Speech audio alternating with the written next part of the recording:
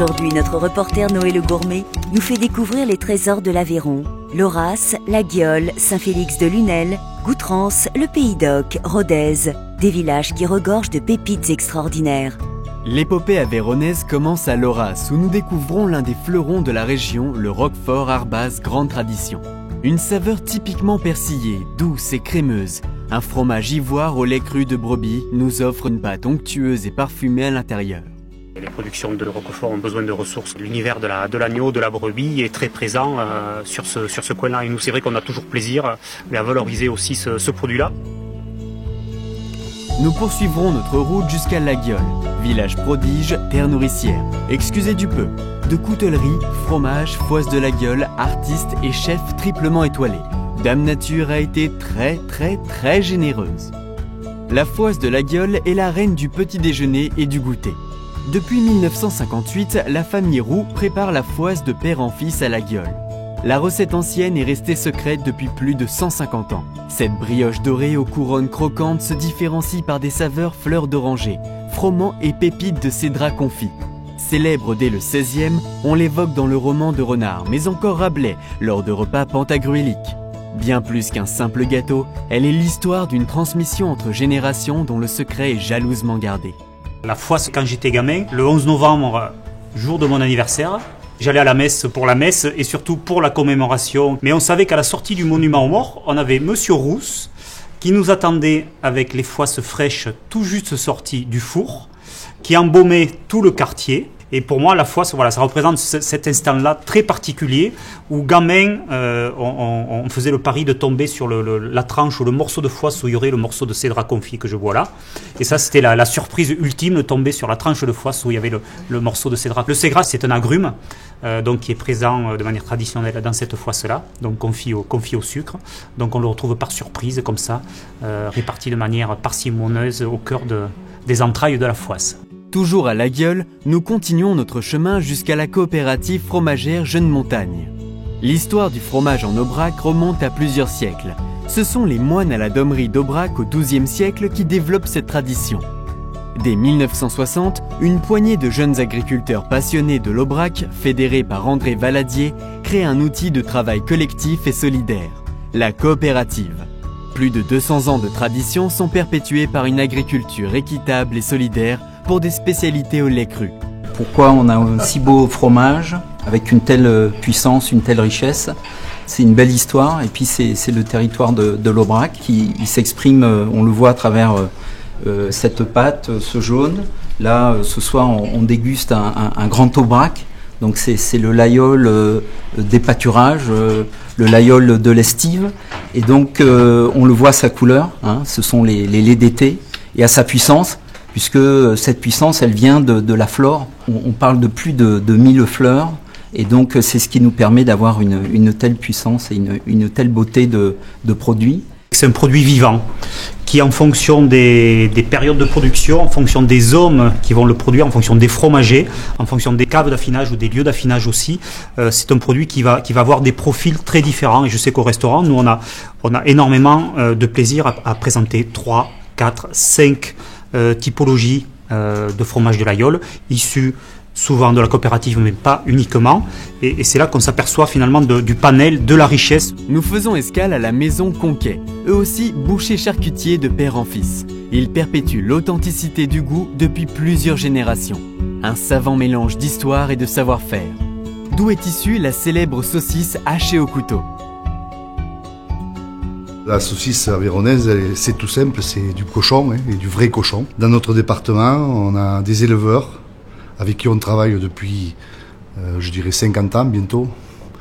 Mon père avait commencé à travailler avec un éleveur du Nord-Aveyron et on est reparti sur du porc lourd. La tradition charcutière ici dans l'Aveyron est sur l'Aubrac, l'hachage gros à partir de morceaux nobles du cochon, puisque c'est le jambon, épaules et poitrine. On n'emploie pas le gras pur. Quand on a un hachage gros, on trouve la texture de la viande. Une recette unique dont on n'aura jamais la recette, si je comprends bien, c'est ça? Disons que vous pouvez l'avoir, mais c'est par rapport au assaisonnement. Prenez des porcs lourds, et là on retrouve dans cette saucisse pas une vraie acidité. Voilà. Ben moi, ce que j'adore, c'est le juste assaisonnement que j'avais relevé déjà lorsqu'on a fait la dégustation à l'Aïole. Et puis justement cette texture, ce grain assez gros, et en bouche ça va rebondir et donner une certaine forme de complexité à la dégustation, plutôt que d'avoir une pièce très homogène comme on trouve souvent dans l'industrie ou dans les mauvaises saucisses. Je trouve que ça c'est vraiment une caractéristique forte du produit. De l'Aubrac, on reconnaît les grands espaces préservés et l'on apprécie les viandes racées qui sont élevées sur les plateaux. C'est en 1894 qu'apparaissent les premiers animaux de la race Aubrac. Une viande saine et équilibrée, pure, très identitaire, rustique et savoureuse dont nous percerons les secrets. Race Aubrac, race pure Aubrac. Et ensuite, je dirais, il y a un respect par rapport à l'altitude aussi. On est au-dessus de 800 mètres d'altitude, avec une transhumance obligatoire voilà, des animaux, qui correspond bien à notre méthode de production.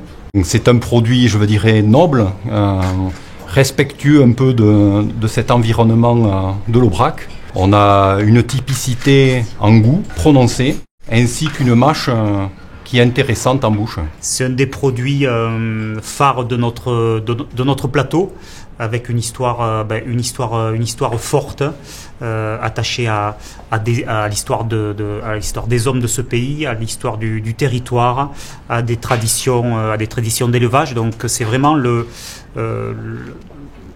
produit ou un des produits phares du plateau de l'Aubrac, donc forcément il est toujours présent à ma carte, et le peu de fois où j'ai voulu essayer de faire autre chose, non seulement mon cœur était malheureux, mais en plus les clients nous le réclamaient, donc on a vite fait nos choix au restaurant de proposer ce produit en permanence à notre carte, et on en est particulièrement fiers. La caractéristique de la race Aubrac, c'est une race qui est adaptée à son territoire. Elle a le goût de son territoire. C'est une viande qui a du caractère. Pour vraiment le très grand public, la qualité première d'une viande, ça doit être sa tendreté. Or, moi, je considère que c'est plus le goût que la tendreté. Ce caractère gustatif est pour moi un critère déterminant. Nos bêtes pâturent pendant des mois dans l'immensité de l'Aubrac et amènent justement cette richesse et ce parfum complexe amené par toute la flore incroyable qu'on a la chance d'avoir sur notre plateau. Donc ça se retrouve vraiment à la dégustation, et j'ai plaisir à faire déguster cette viande-là à mes clients. De génération en génération, de l'ami à l'ami, en échange d'une piécette pour ne pas rompre l'amitié, le laguiole se transmet, s'offre, se conserve. Monsieur Vallat, artisan coutelier aveyronais, nous fera partager sa passion, son savoir-faire en matière de découpe. Le couteau laguiole, c'est une histoire. Évidemment que c'est le meilleur couteau du monde, mais avant tout, c'est une histoire. Et cette histoire, elle démarre avec ces paysans de l'Aubrac. Mais l'histoire, alors là, vous allez voir, ça va bouger là. Le fait que le couteau laguiole est né à Espalion. Les laguiolés, là, on va pas se laisser faire quand même. Je suis obligé de faire la véritable histoire. Je peux l'habiller, mais c'est la véritable histoire. Parce qu'à Laguiole, il y avait les foires, il y avait les forgerons, donc il pouvait travailler avec des gens qui étaient un peu mieux outillés que lui, et il y avait un marché un peu plus important. Ce marché-là fait que l'Aubrac s'est nourri de ce couteau. Il a fait l'histoire de notre pays. Aubrac, Aubrac, Aubrac. Ici, plus qu'ailleurs, la poussière de terre est en réalité une poudre d'étoiles. Comment en douter lorsque le chef Sébastien Brasse nous accueille au Suquet? Un restaurant, une envolée, la poésie contemporaine du lieu et du goût. C'est dans le jaillissement de saveurs issues de la terre qu'est né le plat signature de Michel Brasse. Mais en fait, ce jardin, c'est un peu un jardin du monde. On fait des tentatives ici. Alors, des fois ça marche, des fois ça marche pas. Mais on commence à avoir quand même un beau panel. L'idée, c'était vraiment c'est une copie de l'état d'esprit. Valoriser les produits de l'île d'Hokkaido, donc beaucoup de poissons, crustacés, coquillages. Travailler une fois de plus là-bas aussi, avec les ressources locales, de valoriser le terroir, les petits producteurs locaux. Et cette histoire forte de cette tradition pastorale où pendant longtemps, il y avait, dans les années 50, il y avait plus de 300 bureaux en activité sur le plateau de l'Aubrac. Sur chaque montagne de l'Aubrac, il y avait une parcelle de terre avec un bureau et où vivaient pendant 4-5 mois des hommes qui s'occupaient des bêtes, qui faisaient la traite 2 fois par jour et qui confectionnaient donc les fromages de l'aïeul. Tout ce savoir-faire ancestral qui au départ était disséminé un petit peu à travers tous ces bureaux-là, a été centralisé à la coopérative Jeune Montagne. Il y avait 4 hommes par bureau. Manger dans les bureaux, c'était du lait, de la pomme de terre et du chou. Ça sortait pas de là. Partage, le non-gaspillage. On va monter le garbouillou, on va mettre les gnats qu'on appelle, purée de céleri. Et là, dessus, on va mettre le garbouillou. dessus la cueillette qu'on fait sur le plateau et quelques herbes et légumes qu'on ramène du marché. Le garbouillou, c'est le plat mythique de la maison. Il évolue chaque jour, du premier au dernier jour de l'ouverture du restaurant.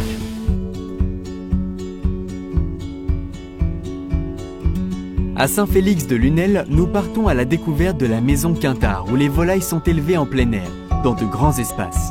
C'est au début des années 90 qu'Eliane et Zéphirin Quintard se lancent dans l'élevage de volailles. Aujourd'hui, la deuxième génération a pris la relève. Les 4 enfants, Benoît, Valérie, Magali et Anthony, se sont associés pour perpétuer l'élevage à la ferme. Ce sont ces volailles qui produisent ces œufs généreux dont les membres du jury nous aideront à faire la différence. Du vin en Aveyron ? Tiens donc, je crois que ça mérite un détour. Nous nous arrêtons au domaine du Cros, situé à Goutrance au vallon de Marcillac. 4 générations, 180 hectares de vignes et une histoire de passion. Un cépage spécifique, le Mansois en Aveyron. Il donne ses lettres de noblesse au Marcillac. Des tanins bien enrobés et une belle intensité de fruits rouges et noirs, typique du cépage. Une authenticité qui définit bien le caractère des Aveyronnais. Je vous sers donc un Marcillac. Toujours pareil, donc c'est 100% fer Servadou, ou Mansois le nom local. Donc là on est sur la cuvée vieille vigne, qu'on appelle VV. Donc c'est des vignes qui ont entre 50 et 100, voire 110 ans pour certaines. Il y en a qui ont été plantées en 1900. Donc c'est des vignes en fait que mon père a récupérées avec des fermages de papy qui ne pouvaient plus trop s'en occuper. Et qu'on a décidé de conserver plutôt que de les arracher et de faire une cuvée à part. En imaginant que avec les vieilles vignes, on pouvait arriver à faire des choses sympathiques. Sur les vieilles vignes, on a vraiment le côté terroir qui va s'exprimer, étant donné qu'on a quand même des vignes qui sont âgées, donc avec un enracinement profond, donc on a vraiment le côté sol, le côté terroir. Le Marcillac, pour moi, depuis que j'ai découvert, c'est vraiment l'Aveyron. C'est le jus de l'Aveyron. C'est la ténacité, c'est la matière, c'est l'authenticité. C'est vraiment une région très forte, très haute en couleur et en matière, et c'est une région très inspirante.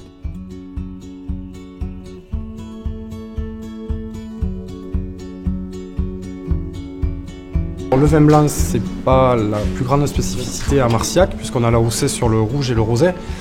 Mais en blanc, on a IGP, vin de Pays de l'Aveyron. On a du potentiel au niveau des vins blancs à Marcillac, notamment grâce au coteau calcaire qu'on retrouve un petit peu sur les hauteurs. On a une cuvée avec des vieux sémillons. Alors ça, c'est pareil, c'est des sémillons que mon arrière-grand-père avait plantés. On a une parcelle avec du muscat petit grain. Donc on assemble tout ça. On est sur 30% muscat petit grain, 60% sémillon. Et voilà, donc on est sur un blanc sec. Plutôt sur le fruit, sec, mais pas non plus trop. Il n'y a pas de sucre résiduel. On n'a pas cette sensation vraiment d'acidité. Plus bas, au sud du département, presque aux confins du Lot, le veau d'Aveyron et du Ségala. Un veau fermier, né et élevé sous la mer, dans une région de grande tradition d'élevage. La singularité de cette production se trouve dans l'allaitement des petits, exclusivement nourris au lait maternel. Ils sont élevés jusqu'à un âge compris entre 6 et 10 mois. Une production unique en Europe et qui dure depuis plus de 20 ans. Je suis éleveur de veau d'Aveyron et du Ségala. Donc c'est un veau qui est élevé sous la mer, qui a 2 signes officiels de qualité, l'IGP et le label rouge. Et donc la particularité de ce veau, c'est que c'est un veau qui est rosé. C'est un veau qui a la typicité d'avoir cette viande rosée, puisque c'est une viande qui est mûre pour un veau, parce que c'est un veau qui est élevé sous la mer, qui tète sa mère matin et soir, et qui est complémenté avec un aliment à base de céréales produites sur nos exploitations. Voilà. Et donc l'âge de ce veau permet d'obtenir cette viande caractéristique de couleur rosée. C'est un produit qui, pour reconnaître toutes ses qualités gustatives et sa typicité, il faut le consommer rosé à cœur. Quand on dit veau d'Aveyron du Ségala, on parle de Ségala et du coup de zones qui ont été marquées par la production de seigle. Puisque le seigle, à l'époque, était une production qui venait sur des zones relativement difficiles, et donc les zones de Ségala. Aujourd'hui, ces productions ont évolué, et on retrouve bien sûr du blé, de l'orge, qui sont produits sur les exploitations et qui viennent en complément à l'alimentation de ces animaux. On est fiers de notre veau de l'Aveyron et du Ségala. Est-ce que dans l'inconscient collectif, comment c'est perçu souvent cette couleur? Parce que c'est vrai que c'est un veau qui est très goûteux, qui a un goût très fin, mais présent. En fait, cette production, elle est faite sur un bassin de production qui réunit 5 départements, essentiellement les zones de Ségala, de l'Aveyron, du Tarn, mais aussi du Tarn-et-Garonne, du Lot et du Cantal. La typicité de notre production, de par la zone d'élevage, mais surtout de par nos méthodes ancestrales de production, puisque c'est une production qui nous vient de nos ancêtres et de générations passées. Et le fait de faire téter les veaux matin et soir jusqu'à l'âge de la vente sur un veau qui oscille entre 6 et 10 mois d'âge et complémenté à base de céréales produites sur l'exploitation, c'est ce qui fait qu'on retrouve cette typicité de produit avec effectivement ce goût relativement prononcé et qui fait aussi que ça nous différencie un petit peu de bien d'autres démarches en production de veau, effectivement. En tout cas, c'est parfait. Merci. Le veau d'Aveyron et du Ségala, c'est déjà bon naturellement, enfin, avec un peu de sel et un peu de poivre. Moi, je trouvais une petite tonalité de noisette en fin de bouche et je me posais la question s'il y avait de l'huile de noisette, mais du coup, il n'y en a pas. Donc, c'est vraiment le goût C'est le goût du veau. Le goût du veau, quoi. C'est ça. L'agneau fermier des Pays d'Oc est aussi élevé sous la mer pendant 5 mois maximum. Son histoire débute au XVIIIe siècle, au cœur de l'Occitanie, que l'on nomme aussi parfois les Pays d'Oc. L'Aveyron, le Tarn et le Lot vont donner une impulsion qualitative à l'élevage d'agneaux. Alors je vous présente donc l'agneau fermier des Pays d'Oc. C'est un agneau sous la mer, donc une lactation de brebis, ça va jusqu'à 90 jours, 100 jours grand maximum. Et comme on a des brebis de race rustique, parce que c'est la deuxième particularité de notre label, on n'a que des races rustiques, donc des races qui sont adaptées à notre région, elles nous font des agneaux toute l'année. Alors le goût, il est pas du tout fort, on parle de saveur, et non plus d'odeur, parce que c'est pas l'odeur de mouton, c'est vraiment une saveur. Comme il est en label rouge, on fait des tests hédoniques, sensoriels et gustatifs tous les ans, puisque en label rouge, quelle que soit l'espèce, c'est de qualité supérieure, donc on doit le prouver dans sa jutosité, tendreté et dans l'odeur, les arômes, au niveau des arômes. Nous découvrons le bleu d'Écosse, un fromage qui est fabriqué exclusivement avec du lait de vache entier. En 1925, le Roquefort a décroché l'AOC. Les producteurs de bleu, privés du terme Roquefort, ont fondé un groupement et défini les critères de fabrication qui ont donné naissance au bleu de l'Aveyron et finalement au bleu d'Écosse, reconnu AOC en novembre 1953. Autre singularité, le fromage Roquefort est traditionnellement fabriqué avec du lait de brebis, alors que le bleu d'Écosse est conçu avec du lait de vache. C'est un fromage qui est vraiment un fromage traditionnel de l'Aveyron, qui est donc celui-ci fabriqué avec du lait de vache.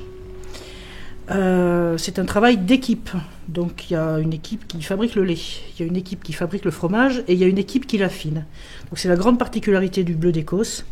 C'est le seul fromage persillé qui est affiné en cave naturelle. Et c'est depuis 1925 que les laits ont été séparés et que donc les appellations et les AOC ne sont pas les mêmes. Qui maintenant est une AOP et qui est donc le bleu d'Écosse.